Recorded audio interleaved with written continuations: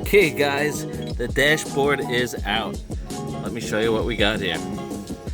Alright, I removed all that nasty wiring mess, and this is the block where the dash harness plugs into the body harness and also the engine harness. And they're held in place by these two 10mm fasteners. And this whole thing, when it's assembled, just clips onto this bracket up here, so it's nice and out of the way. So that's where it all goes. And you could detach the white clip to the engine harness from this whole shroud with a couple screwdrivers. Put the flatheads in here and you can slide it right out the back. So we'll be doing that, and we'll be sliding this whole thing out through the firewall to take out the engine harness. Look at that daylight. See? Okay. And the other side over here, this was another block with the 10mm screw. And this is held in by a little clip in the back. You just depress it right here. And that slides off this brace. And I already did this, but you could pop in the flathead screwdrivers and take off this little clip too. One other thing I wanted to talk about is the fasteners. I usually just take them all out and throw them into a jar because I'm used to doing this, but some of you might need to remember where they go. So what I used to do is I used to put them right back where I took them out from, like these long ones. These long ones will go right into the transmission tunnel. These short fasteners were the ones I took out of the side here. We got these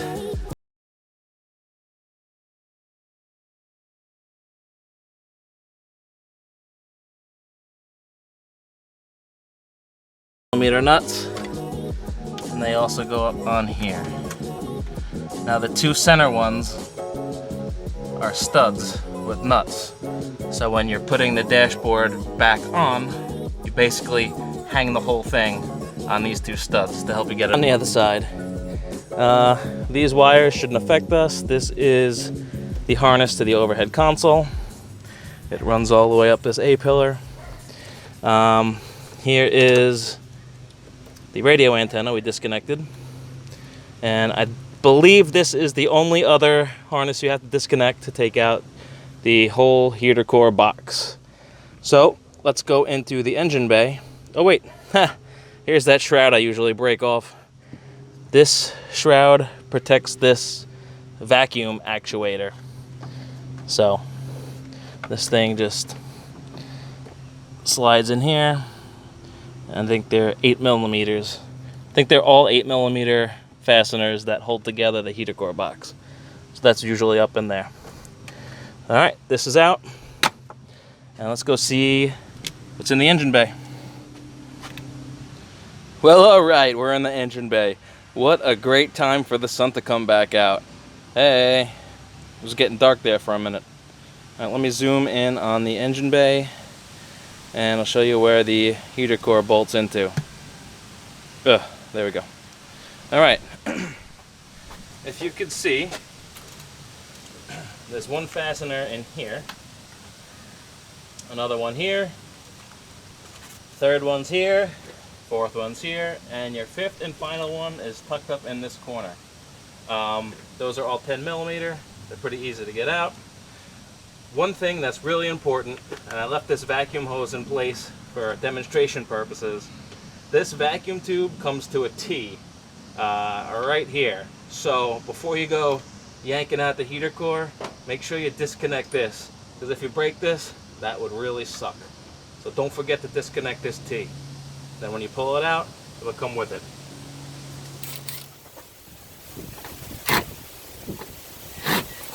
Oh, I lied. They're 11mm.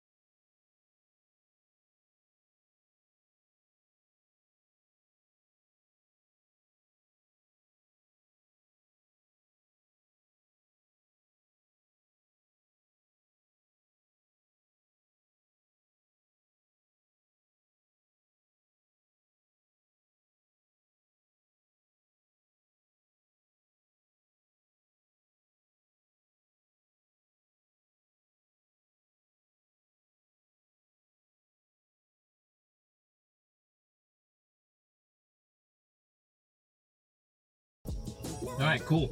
So I was mistaken before. The wire that comes to the firewall on this passenger side just goes to the top left side of the junction box, and we can remove that with these two clips.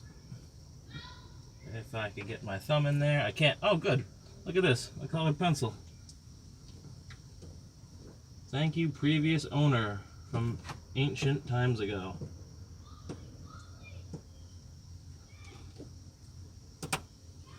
It's soggy. It's gonna break. Alright, it worked.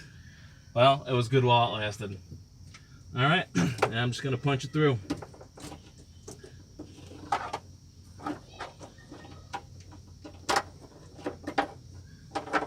Alright, on to the next wire. Stuck.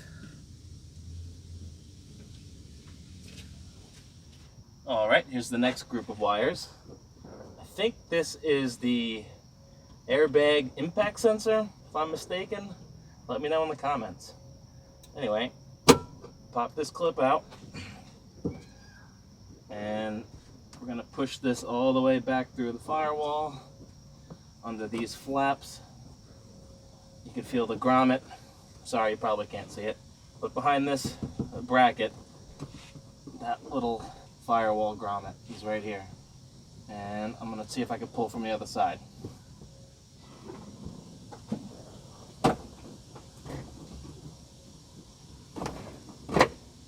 Got it!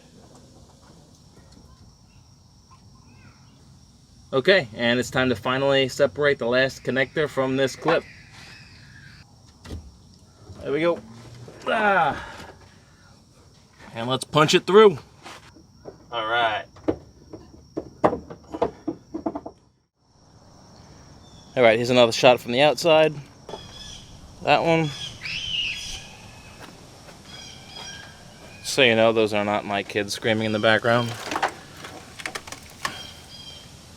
That's not my bird either.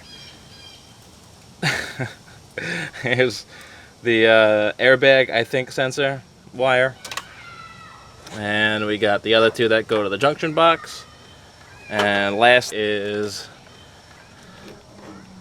the wiper motor. Actually, this is the wiper motor wire, and it runs the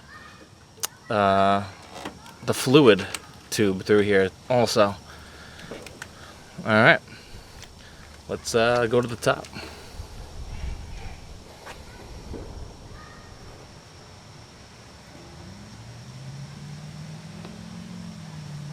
I'm gonna edit out the whole 15 minutes.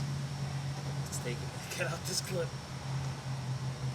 Ah, yeah. Ah, the T that goes to either wiper nozzle. I'm just gonna take out the T right now, if possible. So it's gonna be an easier time fishing them through. Got it. And I'm just gonna leave this in the cowl. That way I'll know where it is. Alright guys, I am so sorry. I guess it's been a long day of Jeep work, because somewhere along the line I forgot to press record. I'm not going to go back and view where I last left off, because I'm running out of daylight. So I'm going to give you a quick recap.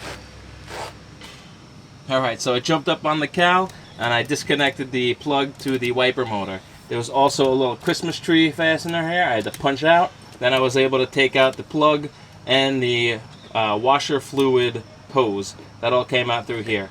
I left the T in the cowl so I don't lose it. Then what else? Then I came around here and I got my hand up underneath the shroud, or what is this? Put my hand up under here, this cover for the wheel well, and I was able to reach up and pull out the wiper motor for the front, the wiper motor for the back, the sensor for the fluid level, and the horn. These are the last four connections. This harness came through the headlight hole. When I pulled those motors, all the wiper fluid came out and it soaked me. It was cold and gross. Alright, then what happened? I also disconnected the hood latch cable because I got the buttons from Leap and Jeep. So thank you, Matt. Here we are. This is the last of it. There is one more connection, and I think we'll do this right now. I got two grounds, two 10mm grounds.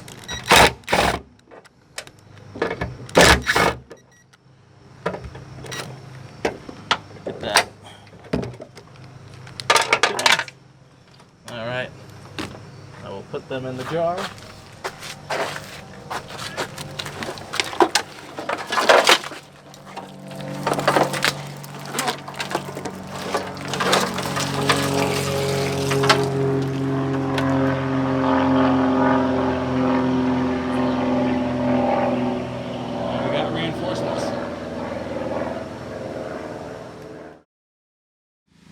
Alright guys, that's going to be a wrap for the engine harness, heater core, and dashboard removal video. I hope I shed some light on this process for you. And I just want to say that you don't always have to take out the whole dashboard to get to the heater core.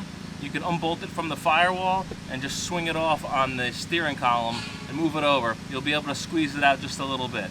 You might still have to drop off the two bolts that hold the steering column in, but you don't have to take off the steering wheel and all the other stuff. And also, if you're taking out the heater core and you don't feel like re-shampooing your whole carpets, then make sure you hold this thing upright as you take it out. If you tip it over, you're going to spill all that nasty junk on the carpets like I did. No worries for me though. I'm shampooing everything, and I'm also putting in that rubber mat from the police model. So that's going to do it for this video. If you have any questions, hit me up in the comments. Remember to like and subscribe. I'll see you guys